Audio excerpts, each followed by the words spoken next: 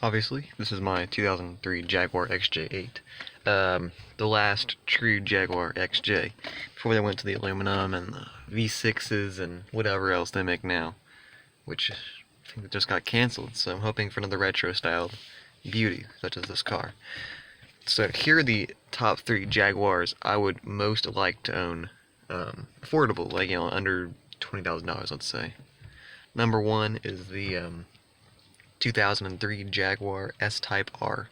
The last year of the 2003 or 2004, either one's fine with me. It has the last years of the good-looking S-Type taillights. I don't know why I like the first generation better than the second generation of S-Types. It has got the supercharged V8, 400 or 300 horsepower. I don't remember correctly on that one. It's got the same interior as the later ones, so it's basically the same, but it has better looking rear taillights. Number 2, this one might not even exist. It's very, very rare if it's even made. It is the Jaguar XType Sport Wagon with the with the diesel engine and manual transmission. That has got to be, if the rarest Jaguar ever made, if not, well, I mean, there's probably less than 100 of those ever made, because no one buys a Sport Wagon Jaguar in 2000 and early 2000s. No one buys a V6, I mean a diesel engine. Sorry, I don't know why I keep saying V6. I'm not used to Jaguar diesels in the United States, and no one buys a Jaguar manual unless they're in Europe. So that would probably be the ultimate rare Jaguar.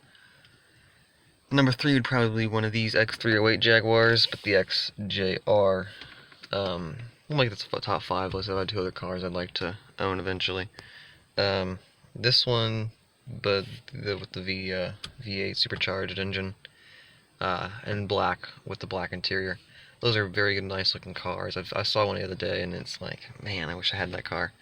This is a good good car, but it's not as good as the XJRs.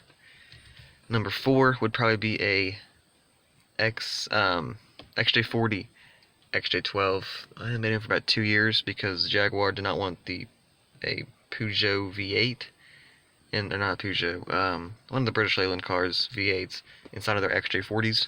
So they made the engine bay too small for the XJ40, so they couldn't fit a V12 in there for the first few years. So you had the older cars, the Series 3s, continuing on to 1992 for their V12 cars. And then in 1993, 1994, they finally were able to fit the XJ12 engine in there, and it's a very tight engine. You cannot fit anything else in there. I've had the opportunity to buy 2 of them. One was complete junker. It was being fed gasoline through a Coke bottle. That one is probably not around anymore. The other one is still for sale, actually. It's I think Carnival Red XJ12 1994. $1,500, and if I ever get the money to buy that thing, I will definitely jump on that opportunity. And last and definitely not least is the Series 3 Jaguar XJ6, preferably in blue or British Racing Green. Those are probably the best looking Jaguars ever made, the exception of the beautiful X308 XJR in black on black. Those were the last years before Ford took over. Yes, I know there were 2 years of the XJ40 that were Ford era, non-Ford era, sorry. But the Series 3 is definitely the pinnacle of styling for older Jaguars. Any color, they look good. Problem with those is they're unreliable and they're prone to rust, like most Jaguars are of the era. Those are just sedans, or the wagon with the XType. I had the opportunity to buy a few XJSs and no XK8s, but they're good cars. But they can't seem to get coupes right. They're always less reliable than the sedans. That's saying something, because the sedans, at least pre-1994, are fairly unreliable. Anyway, that's it for me. Give you a good start up with this car. It's a nice Jaguar. Just got the AC fixed too, so yeah, that's it. Thanks for watching.